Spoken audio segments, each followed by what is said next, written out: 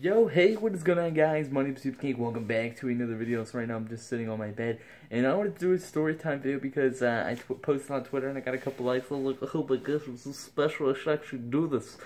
So I decided to do it. And we're, what story do I want to pull out of the socket here? So let's go over the time I got swatted. That was a very fun experience for myself and the rest of my family. So to be exact, I was the exact target of the swatting, so it is not my exact fault. It'll tie up along in the story. But sit back, relax, grab something to eat and drink, because this is probably going to be a little bit, because I got some stuff to talk about, swatting-wise. So, let's get into this, shall we?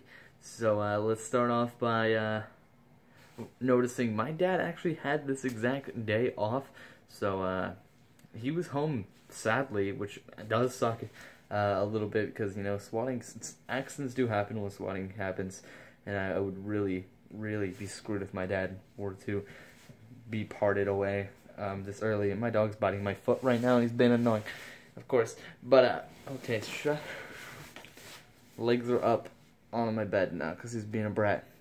Alright. Hey, Uber, thanks for editing, man. Haha, love you. Much love to Uber, yay, Uber. So, back to the story. Let's not get sidetracked every 2 seconds, because I'm doing it right now. So my dad had this day off, and, I didn't know what exactly was happening, so, I was in the middle of my third period class. Right before lunch happened, I was just, you know, chilling out in my class. It was a family living class. Please judge me so much for taking that class. Freshman year, first semester. It sucked, but, you know, it was decent, so I was just sitting there, and, I randomly got some text messages on my phone, so I was like, oh crap, may as well answer my text instead of doing class every high schooler nowadays. So, I looked at my phone, and, my dad said, please go to the main office right now, and I was like, I'm not just gonna get up and walk out, and he's like, just do it, tell your teacher that you're being called down to the office. So, randomly enough, my teacher was pretty old, so didn't really know what was going on. I just kind of stood up, walked up to her and said, I gotta go.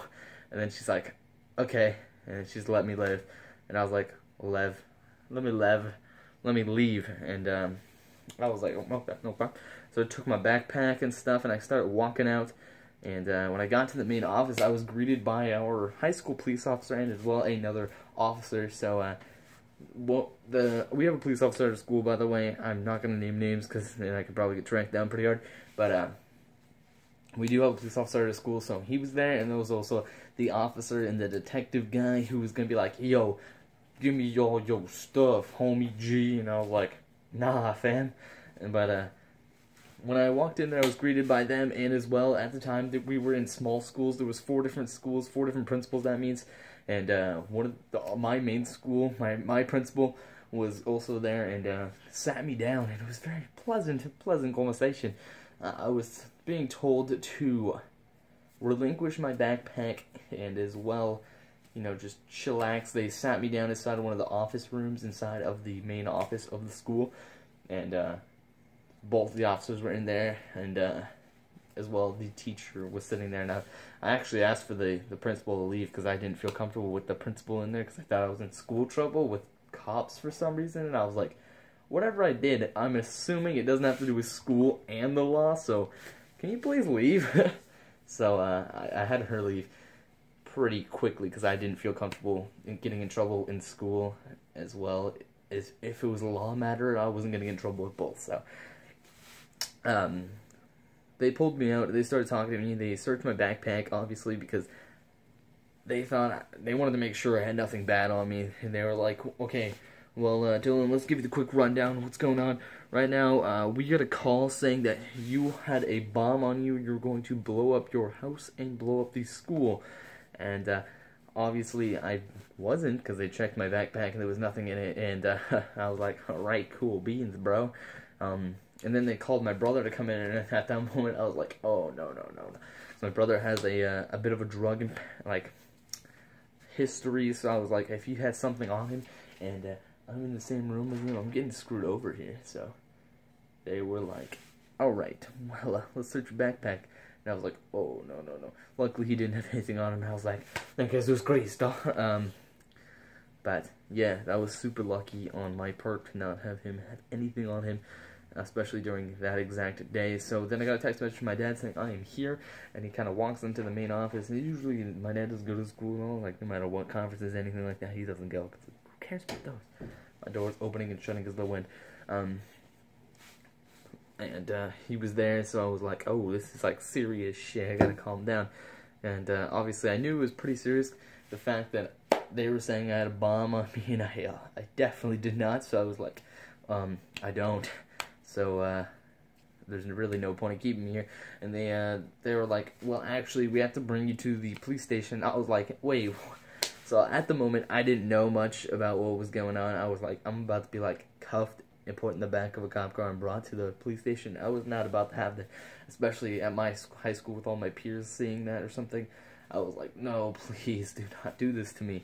So I was just, they were like, no, you can ride with your dad. And I was like, oh, perfect, I'm fine with that. So we went down to the police station, and it was like some dude with some Britain accent, and I was like, that's definitely not me. You can definitely tell the difference between me and his voice. And so I was like, that's not me, I don't have any idea who it is. And then they were like, yeah, we don't either, we're trying to track him down and stuff. And we were like, awesome, do that please, because obviously wasn't me, so who else would have been? And yeah, but let's go back a little bit to the beginning of this. My dad was actually obviously the man who got swatted. He was brought out in the middle of my street. I live in the suburbs, by the way, so it's nothing you really want to be proud of by seeing all of your neighbors who are also, I'm not gonna lie, we are a little bit on the higher upper middle class of the rich list, so all of our peers around with cops, trucks, everything you can like see in a normal swatting was all around my dad, and he had a gun pointing to his head, and they were searching the premises and stuff. So it was really crazy. I felt so bad because obviously no one did it. I wasn't a part of it, but the main part was they were trying to get me. They knew my first name and my last name, so I was like, no, please, don't do this. I don't want this.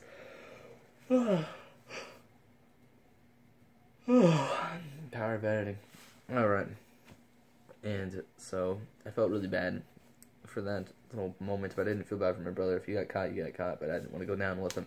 So, that was a little bit nerve-wracking to have those few moments, but when I went down to the police station, they were super nice to me. They were like, yeah, I'm pretty sure we can tell that it's not you.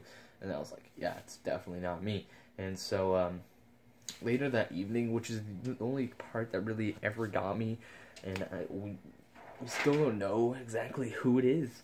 Like, it obviously was an old friend of my brother's, because what happened was his Skype was messaged a long paragraph saying it's funny when people get swatted, isn't it? And it was like, the description or whatever is like, thing was talking about people swatting people, and then they said they had my address out there, and on his description and stuff, and I was like, oh, that's definitely the person. And it was my brother's Skype, so I was like, you did this to me, huh? And then he was like, shit.